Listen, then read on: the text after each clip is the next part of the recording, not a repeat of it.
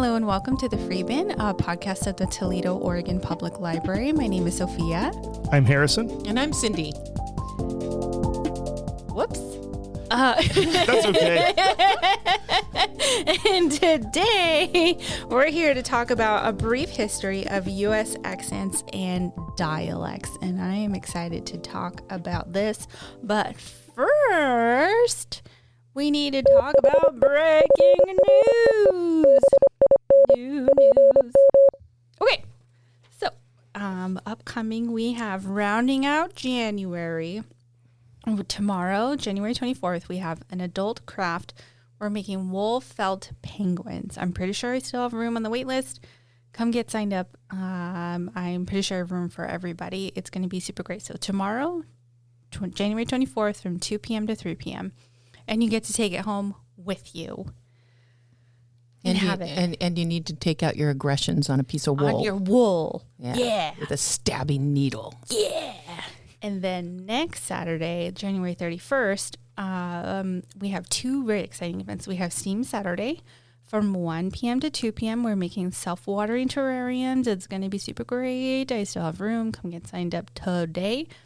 And then from 3 p.m. to 4 p.m., we're having paint and sip. We're sipping cider and we're doing paint by numbers. It's going to be very fun. I have a wait list, but get on the wait list. I'm pretty sure I can make room for everyone.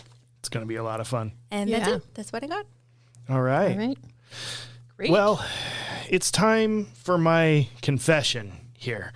I was under orders to acquire a beverage for this week's episode that would not be a challenging or difficult one for us to tolerate. So I went in search of just a Dr. Pepper cream soda, which I have never had. It sounds good. Mm-hmm. That was Sophia's recommendation. I went to our local convenience store to purchase one. Unfortunately, they are doing some renovations. It's looking really good in there. A lot of progress being made. Unfortunately, the part of the store that has the Dr. Pepper cream soda is off limits. So I panicked. I readily admit that I panicked.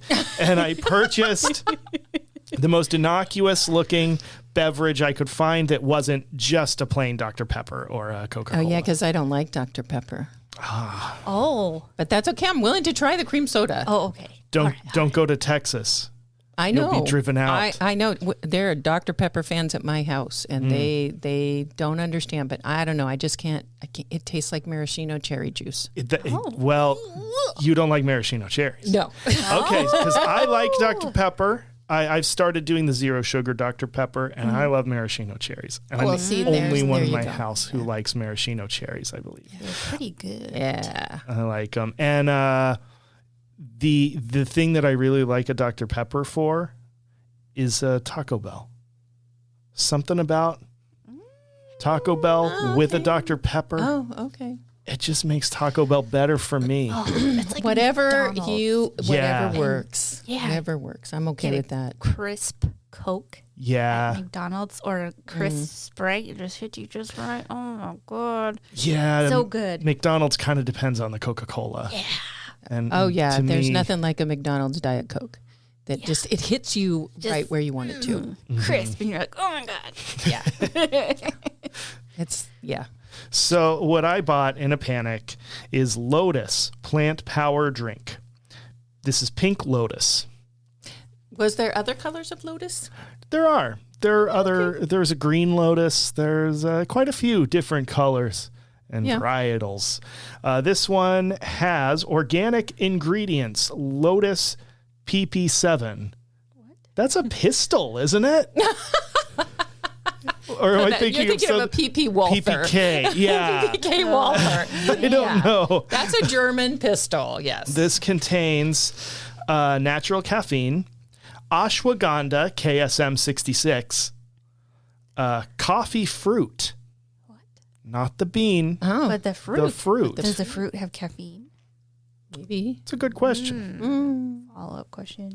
Guayusa leaf extract. Guayusa.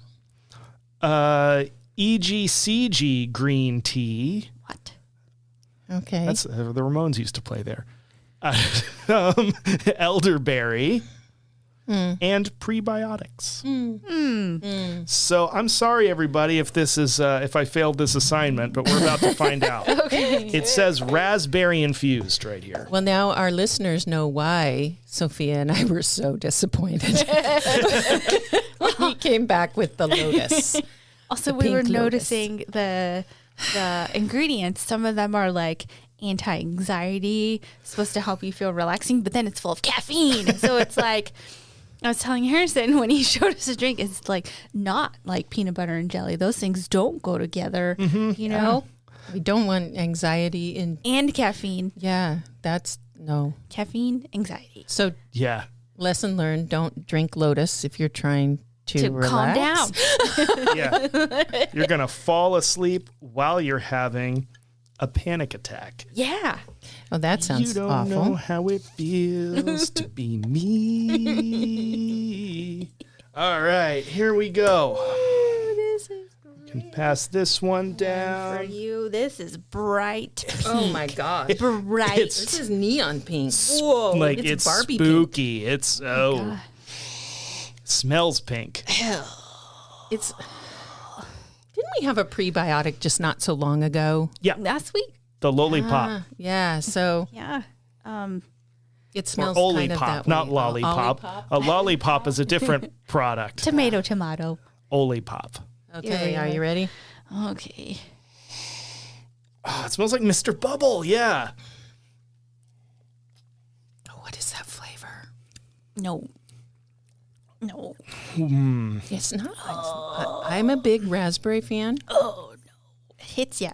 It's just very, very strong and very, very sweet.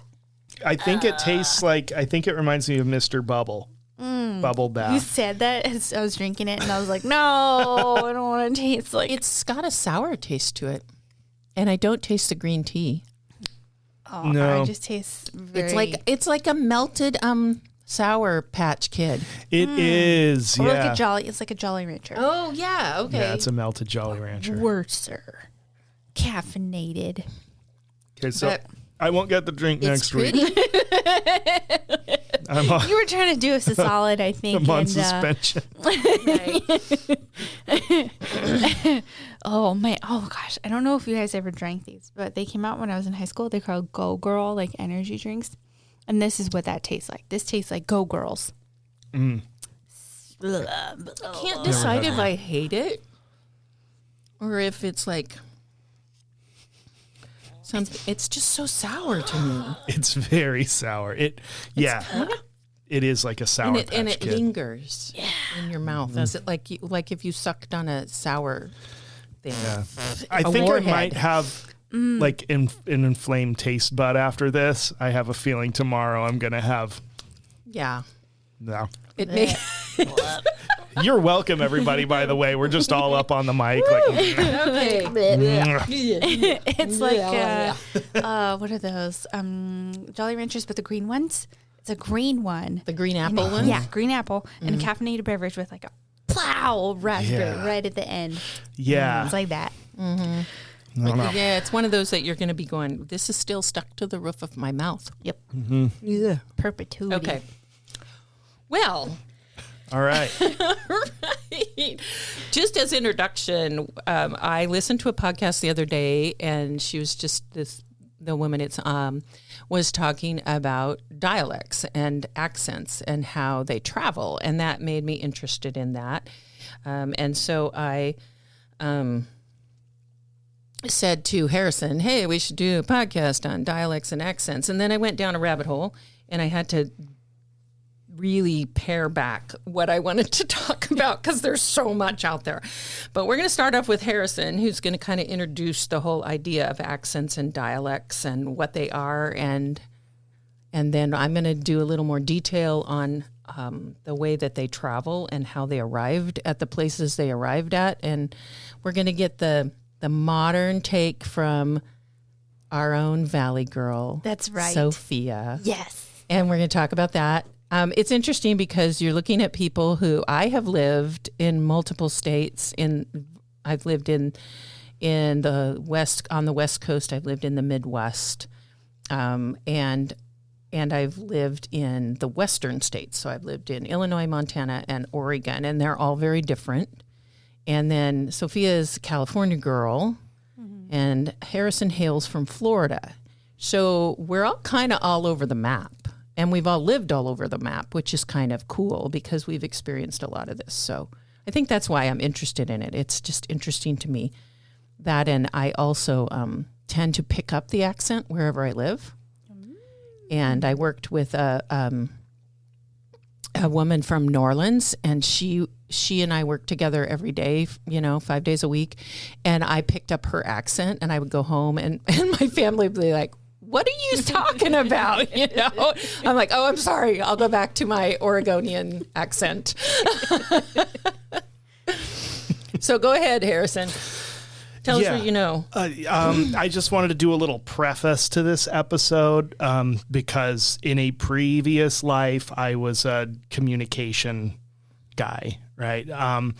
So I just wanted to, as a preamble, talk about the fact that you have an accent, whoever you are. You speak a dialect, whoever you are. And an accent and a dialect are not correct or incorrect, right? Whatever rule that you were taught as a child as this is the proper way to speak or construct a sentence or pronounce something, we can probably go out there in about 10 minutes and find a book written before that quote unquote rule was put into place.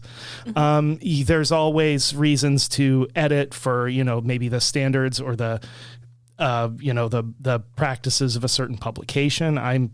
I do editing. I've always done editing as part of my work in various capacities, but that's always with the understanding of like, I'm editing it to conform to this publication and how they do things, not that I do English right and I'm correcting you doing it wrong, right? So we're being descriptive, not prescriptive. Yeah. And it is fascinating where things came from, and when you think about your own heritage and your own ethnic heritage and where those things, it could be passed down that's always how you said that word in your family, or that's always the phrase you use.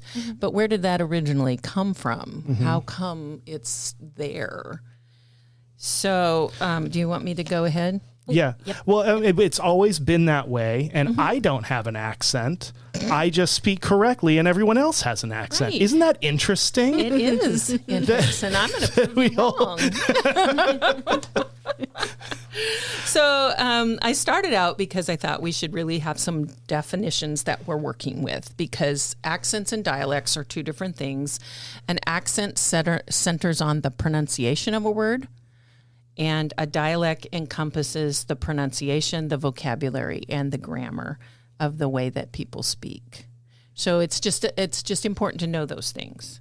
And then I went back, and dialects and accents are influenced by moving settlements in a regional area, a geographic location, or class differences. And that's important to think about in terms of how our country was settled, where our origins came from. And if you pick one place on the map, you will not find just one accent or one dialect. There's too much variation. It's not like I can point to Peoria, Illinois, and say everybody speaks like that in Peoria, because that's not true. I always imagine that everybody talks like the Blues Brothers. Is that wrong? Yeah, that's wrong. Okay. So linguists divide the U.S. Into distinct regions, and we're going to talk a little bit about that. But so there's the West, which is like our coast, the West Coast, but I think we on the West Coast divide us into California and the rest of us. California and then the Pacific Northwest. Yes, I agree with that. Yeah. And there's the Midwest, which encompasses those flyover states. So Illinois, Indiana, South and North Dakota, those kind of things. There's Southwest, Southeast, Northeast, But they're very, very, very different in their accents. So they break them down into the diverse dialects over different locations. So the linguists like to think in terms of dialect similarities rather than state similarities. Does that make sense? Yeah. Okay, so there's the Deep South, which is Alabama, Mississippi, Louisiana, Georgia, and South Carolina. But their accents are very different from those in Texas that has its own set of dialects, as well as a mix of Spanish and English. And when you think about in terms of actual physical landmass, those small states don't really, Texas is huge, so it's going to have a much broader dialects and accents. Then there's the American South, which is regions include South Midland, Ozarks, Coastal Southern, which I think is kind of your area, right? Yeah. Virginia, Piedmont, Gullah, which is those are on the islands. That's a cool one. Gullah. Yeah, there's a show called Gullah Island. We've been watching that recently at my house. Island. Yep. Cajun English and Gulf Southern. So those are the American South as opposed to the Deep South. Now, I don't know why they call one the Deep South and one the American South. I didn't look into that. And let's see. Did I miss any? These are the three they're talking about right now. The dialects are often tied to their regional history. English colonists first arrived and landed on the East Coast. And so that's where we started our dialect and linguistic journey. It was on the East Coast. But other European countries also sent their own colonists, the French, the Dutch, Spanish, and others who introduced their own languages. These colonies remained more isolated, thus reducing the number of dialects until travel became easier and migration picked up. Add in the Native American population who was here when they arrived, and we have such a melting pot of all different kinds of accents, all different kinds of dialects, picked up from all those different languages. Colonists' accents and dialects were also influenced by the slave trade, which brought kidnapped individuals from Africa to North America. So when that started coming in, then you started getting a whole nother influx of those African dialects and accents on the American shore. West African languages and English mixed together are thought to have created the African American vernacular English, which is a speaking style also defined as a dialect. Some words thought to be rooted in the AAVE include banana, yam, okra, and gumbo, using ain't instead of haven't, and stressing the first syllable in a word like hotel or July. That kind of speaking style. I thought ain't was a UK import. Not according to this linguist. When the formerly enslaved and their descendants migrated north during the Reconstruction and Civil Rights era, the way of speaking traveled with them, which is why now AAVE is spoken particularly in cities, because they migrated up. And then, Harrison, you had mentioned earlier, just talking about how just because your language, the way you talk or speak or your accent doesn't actually have anything to do with how smart you are or where you came from. I mean, it's just the way you talk. Yeah. And this is called, according to linguists, this is what they call it, language ideology. And they define it as the connection that we make in our heads between the language features a speaker uses and our social perceptions of what that speaker is like. Mm-hmm. So it's judging a book by the way it does its audio. Yeah. Can I give an example? Yeah, absolutely.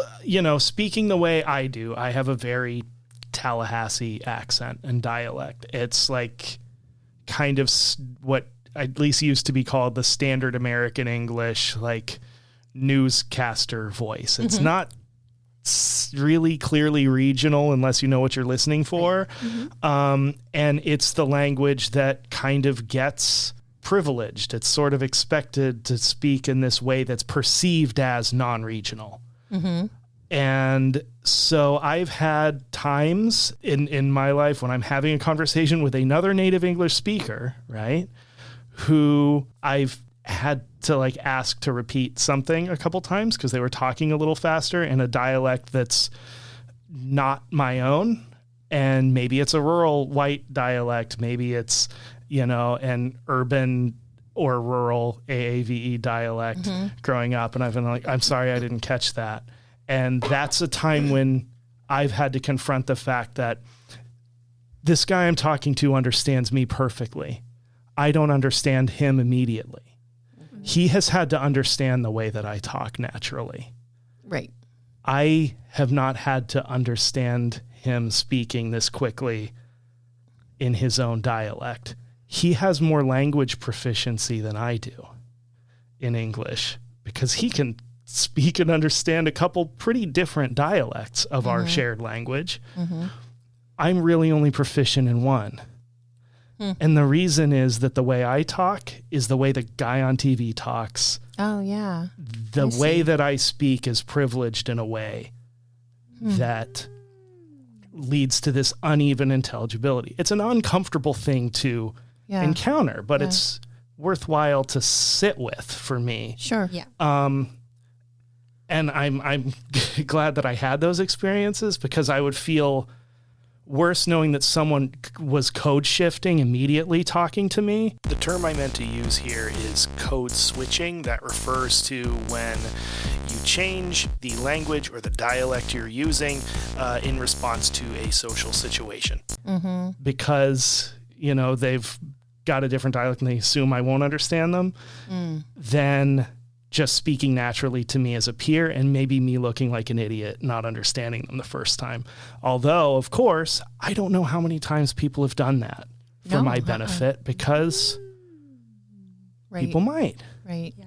I think that the Pacific Northwest, we have our quirks in the way that we talk, but I think that we are like that kind of bland English speaking. I don't hear it now. I used to hear it when I lived in the Midwest and would come back to the Northwest and I would go, oh yeah, I used to talk like that. Or people would say to me, wow, you really have a Midwestern accent. And every now and then I hear that coming out, but it's just living in a spot that everybody sounds like that. Yeah. It's there's the accent that is considered not to be an accent within a culture is the one that sort of gets. Yeah, I agree. Yeah. Anyway, sorry if that was kind of a digression, but it's something that I think it's something to think about, because it's the way this ideology, this language ideology is really important to remember, that person that I'm talking to, the way they sound has nothing to do with who they are. It's just the way they sound. So there are 3 regions in the U.S. that have been really studied by linguists because they are truly affected by their history, the roots of where their language came from. And one of them is California. And does California have an accent? Yes. The Californian in our group says yes. Yes. To be honest, I never noticed. Now, that could be that I'm just totally oblivious to this, but... So California was settled by Native Americans first, and they were colonized by the Spanish. Spanish was mostly the language in that area until the English gained popularity in the mid-19th century when a certain event happened. Do you know what that event might be? No. Hang on. Give me a second. This would be in the early 19th century, mid-19th century. The Beatles appeared on Ed Sullivan. California became a state. Really close. That's really close. No, the gold rush. What? Oh. The gold rush. So the gold rush brought English-speaking miners and prospectors to the state in 1849. Now. And donkeys. That said, oh, yeah, in English. Right. But braying in English. So the first to arrive, I mean, it wasn't like immediately, but when the gold rush happened, you got to understand that migration in 1 year, there were 20,000 Chinese immigrants that came. So imagine how many other countries were immigrating there. So Spanish, Chinese, European, Mexico, and Chile were the first to arrive. And the first Chinatown was established in San Francisco in 1852, the year that 20,000 Chinese immigrants settled in California. So the international influence of the gold rush is evident in San Francisco because that's the area where it happened. They found the gold in that area, where the Irish shaped what's called the Mission Brogue, where coffee, I pronounce it coffee, is pronounced coffee. Oh. That C-A-W, coffee. I didn't know there was coffee, with the accent on that. I didn't know there was a Mission District brogue that was Irish influenced. I guess so. I don't know. I'm just that's saying. That's fascinating. That's cool. But would you like a large burrito? It's very heavy. It's 5 pounds. You can take it to go in a styrofoam container. So there was another influencing event that made California more of a melting pot. Do you know what that is? No. It happened in the 1930s. The Great Depression. The Dust Bowl. Everybody moved. Yes, the Dust Bowl. They migrated. In the 1930s, the Central Valley of California, from Redding to Sacramento to Bakersfield, had an influx of migrants from Oklahoma, Arkansas, and other southern states. So they brought in their regional dialects with them, yes, which was totally different from the dialects that were currently there. The current accents and speaking styles now reflect that southern influence. Yes. And then we're going to turn it over here to our resident Valley girl because we're going to talk about something called the California vowel shift. Oh, okay. So it's when one vowel, I'll tell you what it is, and then you can tell us and you'll hear it when she is explaining her California stuff. Probably. One vowel shifts to keep its distance from another, keep its distance when another enters the space. So it's a way of forming and shaping your vowels when you talk. Do you have an example? I wonder if I do this all the time and I don't even know. At an extreme, it's the Valley Girl accent. So when you say, I would say, oh, for sure. But a Valley Girl might say it, for sure, you know. We were unable to book Moon Unit Zappa for this episode. We tried really hard, but we couldn't quite get the dates to line up. Right. Or what's her name from Clueless? Anyway, so go ahead and tell us all about California, because it's really interesting. California is like this huge melting pot of accents. Yes. Okay. So there's a difference between NorCal and SoCal, and there's even like regional differences if like between like the Bay and NorCal, and then like in SoCal there's like Chicano English that really started in like East LA. So there's all these like regional differences, but I'm mostly going to talk about NorCal versus SoCal because I grew up in NorCal, which is different. So for example, like you drop your T's, like you'd say Sacramento, you don't say Sacramento, or the internet, like you drop that T. Just I didn't even realize that was something that I did until I read about it, and then I listened back on the podcast, and I was like, oh, I drop my T's. And then slang in NorCal that's more popular is like hella, or if you're being like polite, you'd say hecka. You know, that's hecka bad. I've never heard hecka. I like hecka. It's a little punchier. There's your vowel shift. Or like dude, everybody's dude. Everybody. It doesn't matter who. Everybody's a dude. Or for sure. Or like, I remember hearing my sister saying this growing up, like, yeah, no, for sure. Like when you're talking and then you're like affirming, like, yes, like, yeah, no, for sure. And then also, like, there's an uptalk, which is like high rising intonation at the end of sentences, which I don't know if I still do that, probably. But it's in like declarative statements, like, yeah, I'm really going. And then there's also vocal fry, that like creak in your voice, which I think fluctuates in and out for me. I don't know if it's as prominent as when I was a teenager, but I think it's something that still happens. But also, I think end of words with like a G, like thinking, but it's adding like a K. So I was thinking, or I was wondering. It's like that, adding that little K. And then that, like you said, the Valley Girl, like the fry, the, oh my God, what are you doing here? Like that. I spoke like that. I think I still do. Sometimes I think it's still there, but it definitely fluctuates in and out. I've split my time all up and down the West Coast, so I think it comes in and out. And I really want to know teenage Sophia. I really do. It's interesting. I had never, I hadn't noticed that your G's are more pronounced. And where I grew up, we let G's go. Let it go. Pretty frequently. So the way I'm conceptualizing this as, the whole thing with Southern migration to different places, our G's just went west. We just let you all took our leftover G's. I was thinking. We weren't using them. Right. Yeah. And then in SoCal, some differences are like, there we go. That's the Valley. I like. They say the 10 or the 5. I'm taking the 10. I'm taking the 5. They're referring to like highways, freeways, right? But in NorCal, not so. I would not say, yeah, I'm taking the 80 or I'm taking the 99. It would not happen. Would you say highway?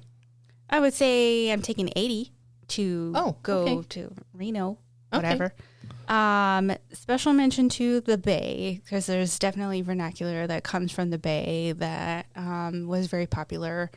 Or really not say very popular, but it became, instead of like local and regional, it became like national. When I was in high school, I remember this like big movement of the Bay becoming way more popular. Like hyphy, right? You're getting like the hyphy movement, stuff like that. I don't think I know what that is. Oh man. Sidetrack. What's the hyphy movement? Oh, it's like slang for like hyperactive, but it's like, well, how do I describe this if you haven't lived it? It's like music. It's like, oh man, how do I? What decade are we thinking of? The early 2000s. For sure. Yeah, I need to think on this for sure. some more. Every time you say that, I'm going to go, California girl. So, or I think, like you say the city, you're not going to say I'm going to San Francisco. You could, but like more like it's more ubiquitous to say the city. I'm going to the city, and then people will know what you mean. And then I was also, I don't know if you want to do it now or later, but I was also going to talk about Pacific Northwest English. Sure, because I'm going to move on to the South. Okay, good. So yeah, go ahead. Okay, so I don't know if there's as much of a like regional accent here as there is in like California, but I think there are things that we say that people maybe don't say like elsewhere, you know what I mean? And so I was going to bring up a few sayings. Like we say we go to the coast.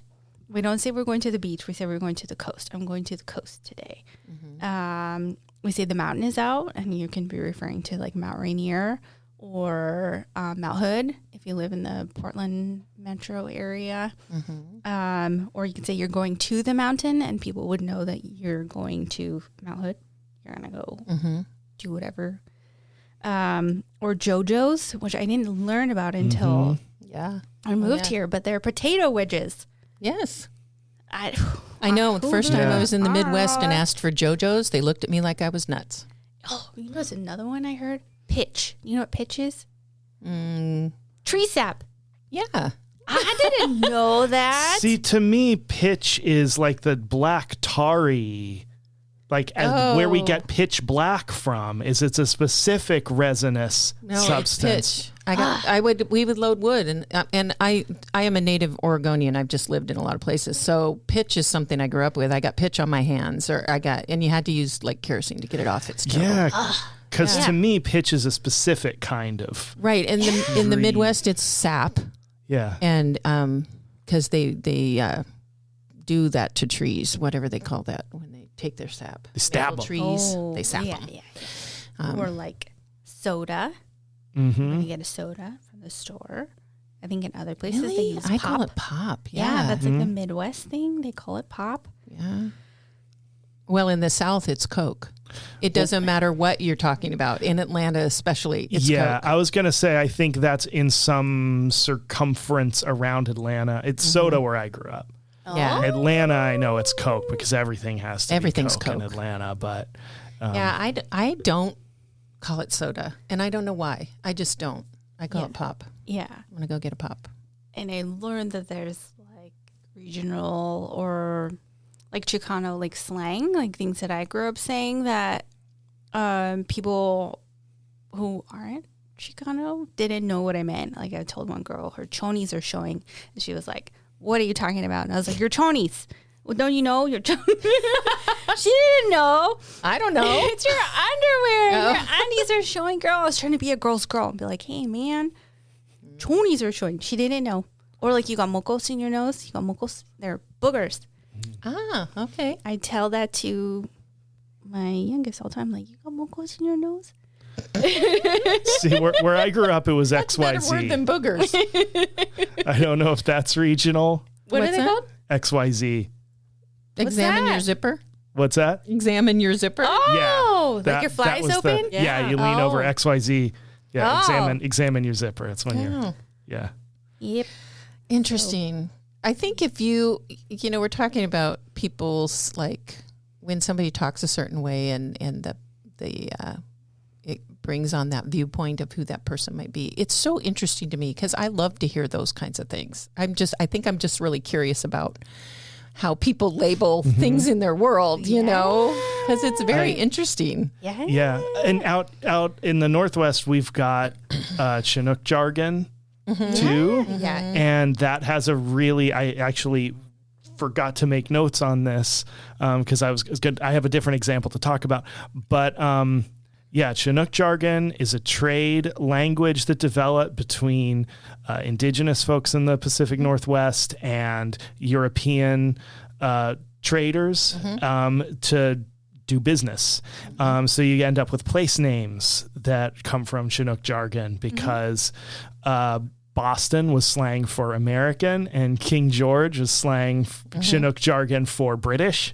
So there are place names that are Boston this and King George that, and that's indigenous traders jargon terms for American and British. Wow. And that spread into the wider culture through, it became hobo slang, facilitated by like the industrial workers of the world who did a lot of organizing and adopted a lot of Chinook jargon because it was working people doing stuff, working in lumber, and that spread it. And then it from there got sucked up into the general language. So like high muckamuck comes from Chinook jargon, and that spread everywhere, and some other ones. Yeah. Skookum, I like that one. That's a good word. Skookum. It reminds me, like, if somebody's not from the Pacific Northwest or they didn't grow up here, if they don't know how to pronounce certain things, like if they don't know how to pronounce Willamette or Puyallup or Oregon, Squim, Oregon, what is it? Yakima is another one. Yeah, Yakima. What's another good one? I think you've just taught me at least two that I have just never said. I've just been avoiding ever saying for more than half my life because I'm pretty sure I would. If you look at Puyallup, it does not look like that. If you look at the spelling of it, it's like, what the heck? See, my Florida place name brain looks at that and says, pile up. Yeah. If it were in Florida, it would be called pile up. Right. And I knew that was wrong because it was my immediate instinct. Yeah. Oh, that's funny. Yeah, and I just think that's a fascinating thing. Where do we get our words, and how do we do that? But thank you for the lesson on California. You're welcome. Now we know how to interpret Sophia. Yes. When she's talking in her Valley Girl. Yes. So I wanted to talk about the two other regions. So the first one is California, and it's the one that is really kind of the most, well, I won't say the most extensive, but another one is Appalachia. Appalachia. The Appalachia region is a cultural region encompassing all of West Virginia and parts of other states, including Kentucky, Virginia, and North Carolina. Populated first by the Cherokee Nation, it's soon filled with immigrants from England, Scotland, Ireland, the Welsh people, the Dutch people, Germans, and French between 1540 and 1840. So for 300 years, it was beginning to fill up. Prior to the Civil War, immigrants also came from China, Germany, and Ireland. Appalachian English, it is its own, and if you've ever heard it talk, a person who comes from that region, it's fascinating. It's a beautiful way of speaking. And its distinctive features include using extra prepositions, a phrase on, up, around, on, instead of on, adding the is sound to the end of plural words like desks, or ghostes. Oh, that crops up in a lot of dialects. Yeah. And pronouncing OW, like O, that OW sound, as at the end of words like holler, potato, and winder, like a window. I had to think. Winder. Sagoglin. My favorite is sagoglin. You know that one? What's that? No. When something is out of alignment. What? It's sagoglin. Oh, yeah. Okay. Yeah. I heard that one in a documentary. Well, and I heard an interview with Tom Hanks talking about Forrest Gump, and he was told by the director, I want you to do whatever accent you think Forrest Gump would have. You know, we know he's from this region. And so he went and talked to the young man who played his younger Forrest Gump as a young boy. And he said that that young boy had that, he would talk like, I'm thinking, and he would end it like that, thinking, you know, and so he just copied his accent. But it's just it was an interesting thing that, because I think that young man, that accent comes kind of from that Appalachian area. I also think it's interesting that when Tom Hanks did the Fred Rogers movie, he kind of made Fred Rogers Southern too. If you listen to the way he speaks, he didn't do the Pittsburgh thing. I think that unless you're from there, the Pittsburgh accent is hard. Right. I can't quite do it. No. Even though my mother kind of has some Pittsburgh pronunciation from her family, although very Southern dialect, but a little bit of a Pittsburgh accent from her parentage. So it's interesting. But I saw that and I was like, I think maybe Tom Hanks can only do the one accent now because he's like, Fred Rogers was from Pittsburgh. No, he wasn't. Sorry. It was a good movie. I'm just saying it's not how Fred Rogers talked. The Scots-Irish people had much influence on that area's dialects, and one of them is including the word they use instead of valleys, it's bottoms. And if you go in that area, you know, there's a lot of those, like Hickory Bottom, which is really like a valley, or those kinds of things. So it's just interesting that all of those different things kind of blended together to get that. What about a holler? Where does that come from? Holler is a hollow, like a holler. As I understand it, it's a hollow. A hollow would be like a place, like a low, narrow valley where people lived, kind of I mean, I've heard it used like down in the holler. I think it's specific. Correct me if I'm wrong, listeners. I think it's specific to a valley with only one entry and exit point. So if it's a thing you could move through both ends of, it's not a holler, it's a valley. But if it's kind of like an indentation in the mountain, so there's one way in and out, that's a holler. Right. I believe. And that's a lot like we would in the Southwest, they'd be canyons. You know, they would be narrow canyons, or it's the same kind of thing, that it's a place where it's kind of surrounded by closed in, enclosed on three sides, I guess is what I was trying to say. Yeah. Do people here say up under? Does that have a distinct meaning under in the Northwest? No. Okay. Use it in a sentence. It's up under the truck. I use that. It's common, like where I came from. I realize I don't hear people saying it. It refers to something that's not lying on the ground beneath an object, but an object that is affixed to or recessed within the ventral surface of said object. So if you said it's under, it in that way. if you said the cat's under the truck, the cat is sitting on the ground under the truck. If you say cat's up under the truck, it means the cat has jumped up into the undercarriage of the truck. Up under. It's up under and it's up. Nope. Under. Oh, well, see, that's very specific. I find it very useful, but I haven't heard it in the Northwest. Oh, huh.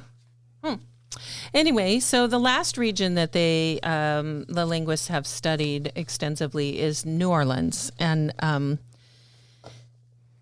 it really is, as I was reading through all the different influences that area has had, it's really, truly a melting pot of accents and dialects. So it started, and this is just the city of New Orleans, and obviously that's a large city. But think of where it is regionally, and how it was originally founded and all of that. So the list includes of different accents and dialects. The Chicmaca tribe were the first residents of New Orleans. Then the French came 300 years ago. Soon after, African slaves were brought there and sold. The Spanish took control in 1762. Enslaved people then were coming in because the Spanish were bringing them in from Benin and Congo regions in Africa. And then the U.S. purchased the territory in 1803. There were also Haitian refugees. Irish and German settlers came in because they were cheap labor after they ended slavery. And then after the Civil War, there were also Jewish, Croatian, and Chinese. And then, so here's New Orleans established as this. Typically, you think, if you're in New Orleans, it's a French thing, that they have the French Quarter. But I didn't realize all of those conglomeration. And then they added in 1880s, Italians fleeing from the corruption of their government expanded the Italian population. So there are predominantly 7 different dialects tied to different neighborhoods in New Orleans. And while that doesn't seem like a lot, each of those has its own distinctive, each dialect has its own distinctive sound and way they pronounce things. So I didn't get a list of them, but I did get 2 of them that we probably are most familiar with, are Cajun, the Cajun accent, and then the Yat, so Y-A-T. And this is commonly spoken in the 9th Ward, and it's tied to the original French and European settlers. Yat is named for the expression, where yat, instead of, which replaces the phrase, where are you?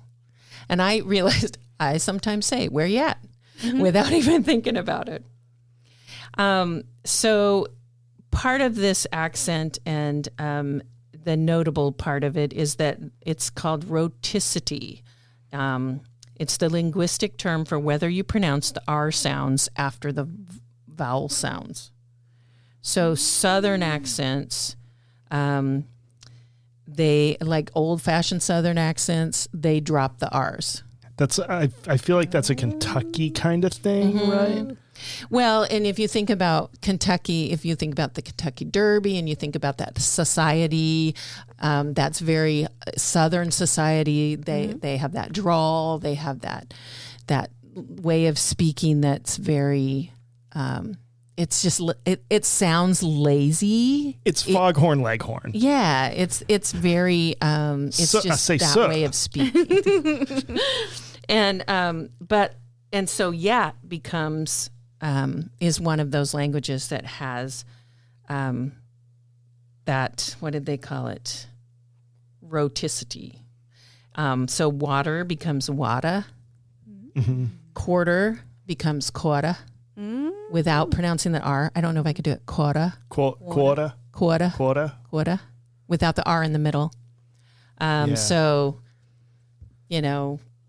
what else? Other words, water. Batter would be batta. The batta's up. I mean, it's they drop those R's and that's kind of the language I picked up from my friend who I worked with, is that I would start to drop my R's a lot. And then towns like working class accents in New York and Boston are non-rhotic. So they don't drop is that right? They don't drop the R? I'm thinking about all the Mel Blanc Looney Tunes voices because I feel like they're a great map, because I just said that Kentucky is foghorn leghorn and Bugs Bunny is an accent that's endangered if it hasn't died out entirely. The Toity Street Flatbush kind of accent is, you very rarely hear it. They call nowadays, it Brooklynese because it seems to come from that. I'm trying to think of a Boston accent. There's a really funny, it was the guys like not Ben Affleck, but who's from Boston? Ben Affleck. He's married to Matt Damon. Yeah, and the Dropkick Murphys. Dropkick Murphys are from Boston. You know how I know? Because they won't stop saying it. Anyway, so it can be traced back to those historical roots of the dialect, that rhoticity, whether you drop your R's or you don't. It's not a lazy way of speaking. It's just a way of speaking. Yeah. And it's kind of a soothing way of speaking, I've heard some folks from Boston speak in a way that's not at all soothing. Well, and I don't. Oh, it's Mark Wahlberg. Yeah, that's what I'm thinking about. Yeah, Mark Wahlberg. I was wrong. Yeah. What? That's my Mark Wahlberg impression. And that's very accurate. Yeah. What? So after all that, what have we learned? We've learned that things are always changing, and everyone has a dialect and everyone has an accent, whether you hear it yourself or not. Yeah. Which you don't.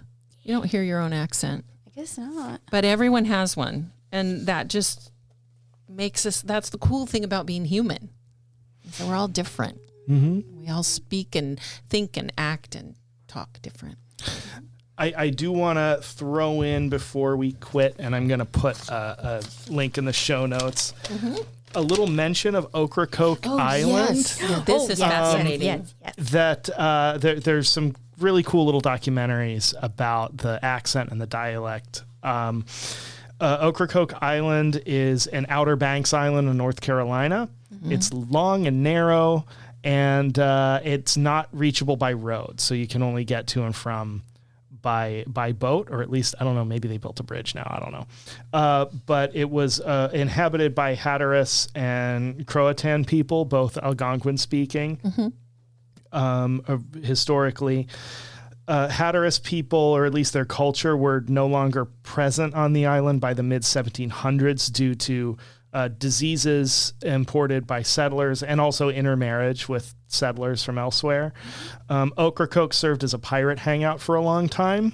Blackbeard spent time there, supposedly. That brought in a lot of folks from different areas, but it didn't see permanent settlement by European settlers until 1750, which, that changed up the permanent resident demographics significantly.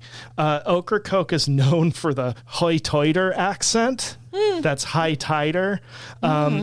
It has elements of English that have died out in other areas that are sometimes more similar to like Elizabethan era English accents than other North American accents or dialects. It's really, really fascinating. It's one that if you heard it and you're not from the U.S., if you're not from North America, you wouldn't necessarily recognize it as an accent from North America. But it's really fascinating. They've got some examples on this documentary I'm going to link that this guy runs off this sentence and it's like, what was that? And it does kind of sound like a little bit like a Cornish accent, like the stereotypical pirate accent in a way. It's just fascinating. So I'm going to put a link to that too. Yeah, it's interesting that in our great, huge country that we live in, there's that pocket of something so unique and so different, and and how long they hang on to that. Hang on. That reminded me that in the more rural parts of like California, and I would even say in Oregon and Washington, that because of the migration from the Dust Bowl to here, that they retain some of that Southern. So on the more rural areas, they have that more Southern slang talk, like Washington, you know? Washington, they have the R. the Washington, like that, instead of, how we say it now. So, so that has stayed around also. Yeah. I mean, it's interesting, too, just that I could be here in Toledo and go into Newport, and it would be different. And yet we're 7 miles apart, Yeah.